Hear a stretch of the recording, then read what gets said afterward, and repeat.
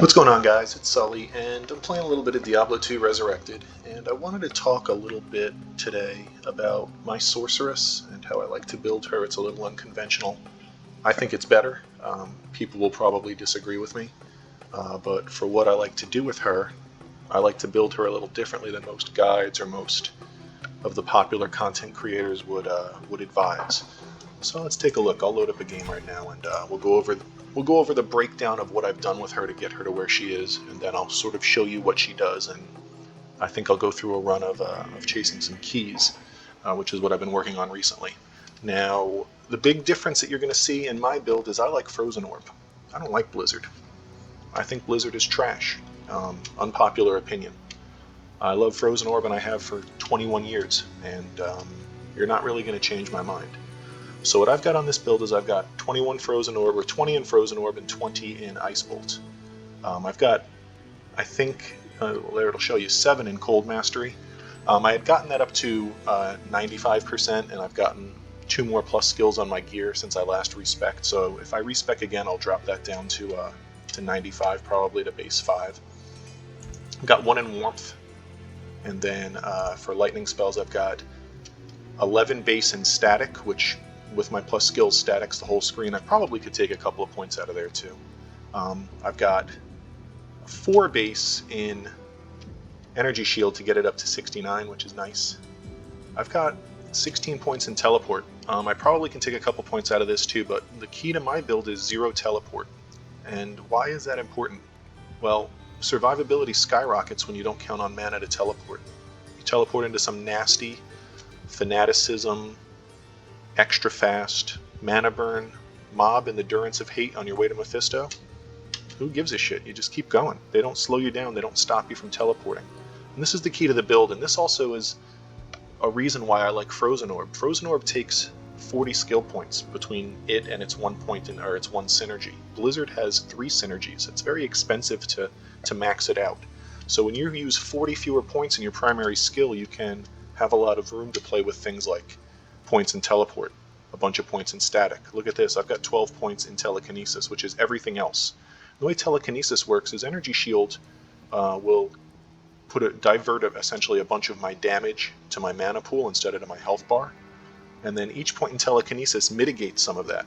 So if I take 100 damage and 69 of it goes to my mana, this many points in Telekinesis, you would have to do some research. Maybe I'll link it in the description, but this will reduce the amount of mana I actually lose by pumping up Telekinesis. So that's how I do my skills. Let's talk about gear. Let's talk about stats. Yeah, well, this is in line with gear. I'm a big proponent of low strength, high vitality. I'll never go to 156 strength for a Spirit Monarch or for a Storm Shield. It's completely unnecessary. I'd rather have the base points in vitality and the higher health pool. So I have 53 strength for Mosers. That's it. Everything else requires less. So I've got a 2p diamond Mosers. I've got a 35 resistance Viper Magi with an rune in it. I've got a Harlequin Crest with a perfect a perfect ruby in it for some extra health. I've got Tal's Amulet. I've got a Stone of Jordan that I found this day 2 the game was out when I was farming Nightmare Andariel, so that's one of the best drops I've gotten in playing this game. I've got Mage Fists for the faster cast. I've got a BK ring on my other ring. I could get another Stone of Jordan, but I kind of like the life. I don't need more mana, but more mana could be good because I take so much mana in place of health with my Energy Shield. I use Inferno Stride for the max resists. I have an Oculus here. I actually just traded away my Call to Arms, so I'm playing without one. When I had my Call to Arms, I was running at like 25 or 2600 health. Makes it feel a lot safer for things like Nilithak runs, which are kind of nerve-wracking when you have lower health. 1500 is still plenty if you take it slow. If you have more like 1000 health, I would never even try a Nilithak run. And there you can see, talking on the topic of health, my health is 1528. And I've got 440 points in Vitality because I've got so little strength, no dex or energy, that I just put everything in Vitality. As far as my charms go, nothing really amazing. I've got some Magic Find on my charms. This kind of was a Magic Find character at first, and I've I've drifted away from that as I'm doing less and less magic finding. I had Chance Guards and a Nagel Ring, and I had like a Gull and a Rhyme on Switch, and I had a Geed's Charm too. I traded that away. I'm not really doing any magic finding. And the way I started was I farmed Nightmare Andariel, Nightmare Mephisto. Found a bunch of gear. Then I farmed Hell Andariel and Hell Mephisto. And I think I added Pindleskin into those runs as well. I found so much great stuff from Hell Mephisto. I found a Storm Shield, 3 Harlequin Crests. I found, I think, 3 or 4 total Viper Magi's between Nightmare and Hell. So yeah, so that's my general progression with the Sorceress, is the build you see: farm Nightmare, Andariel, and Mephisto, farm Hell Andariel and Mephisto to get yourself in a position of wealth to where you can have the gear that I like here. Now, I did have a Mara's at one point. I traded it. I'm a big fan of budget value, and it was hard for me to sit on a 26 Mara's when I could get so much value from it and use something that's a third of the cost and, in my opinion, just as good. So that's why I used Tal's Amulet. And yeah, Energy Shield, again, kind of spinning back around to the beginning of the conversation. Energy Shield is kind of controversial for sorceresses, because if you're teleporting through the Durance of Hate and some mana burn guy whacks you and you lose all your mana, you can't teleport away, you're going to die. Again, this build doesn't care about that, because I don't cost mana. It doesn't cost me mana to teleport, so I don't care about mana burn. So all Energy Shield is essentially to me is extra health. Any point of damage that comes from my mana is essentially health. And you can take all my mana away, because the only thing I need if you're fighting me, if you're damaging me, the only thing I need to be able to do is get away, and it costs me nothing to get away. So that's why I build the way I do. Mercenaries, fairly standard.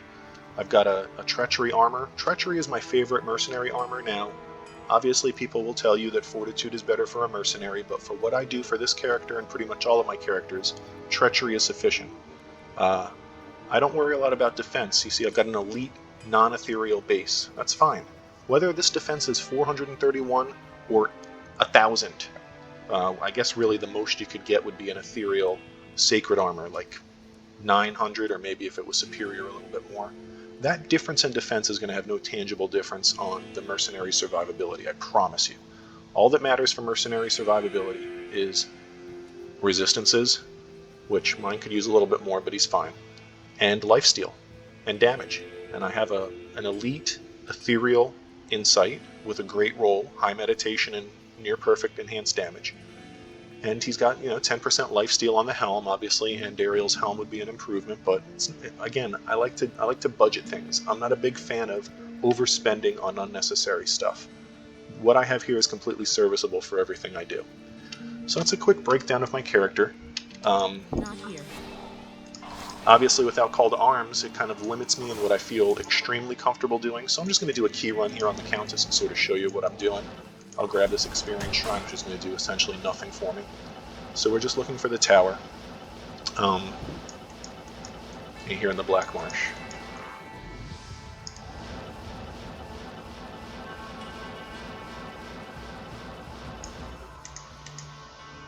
And, of course, this character really doesn't do good against cold immunes, and that's fine. I don't really need to kill many cold immunes.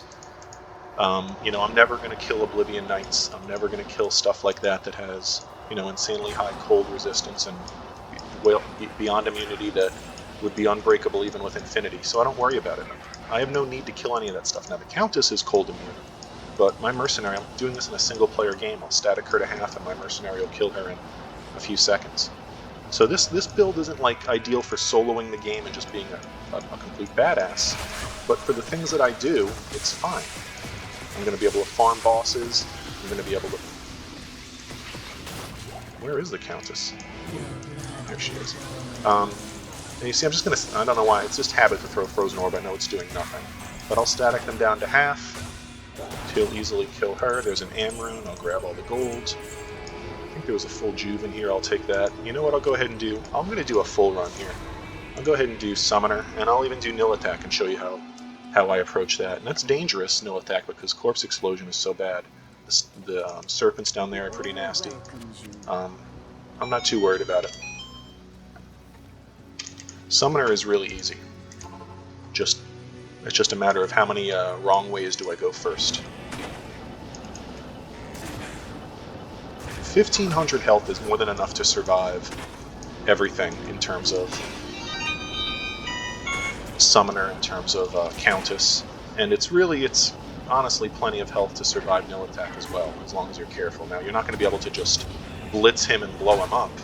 I have to have my mercenary pull the cold immunes and tank the corpse explosions.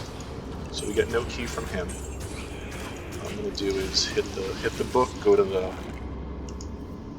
canyon, and then go to Act 5. I'm going to go ahead and hit Pindle while I'm here as well. It takes 2 seconds. Pindle doesn't really drop anything ever, but I guess there's a chance of pretty much anything, so it's worth it.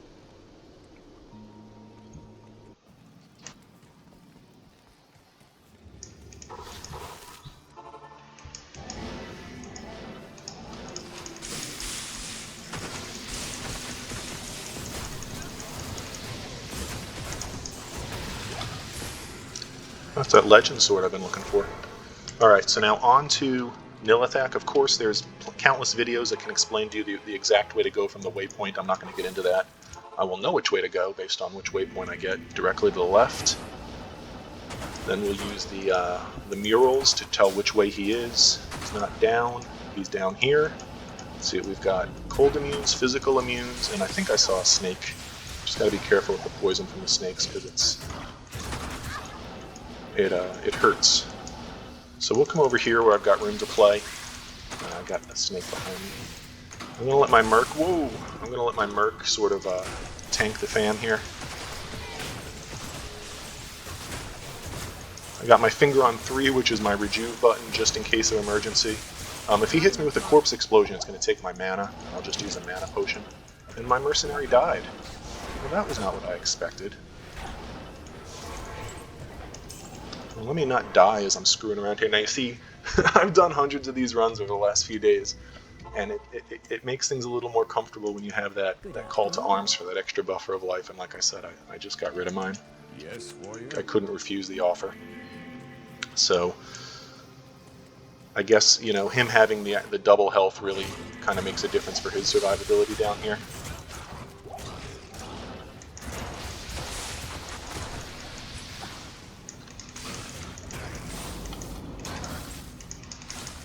Now, it is possible that I can go in and just kill Nilithak and not kill any of the cold immunes and not give him any targets for corpse explosion. And that's much easier to do with Blizzard, let's be honest. If it's just me, no mercenary, I teleport in, I blizzard him to death, assuming he's not cold immune.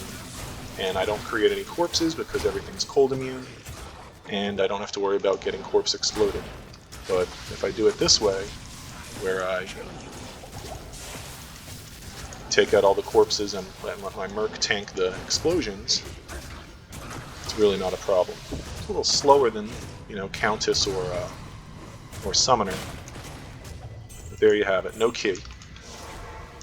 So that's a key run, that's how I would do it. I'm going to go ahead and show you a Mephisto run as well.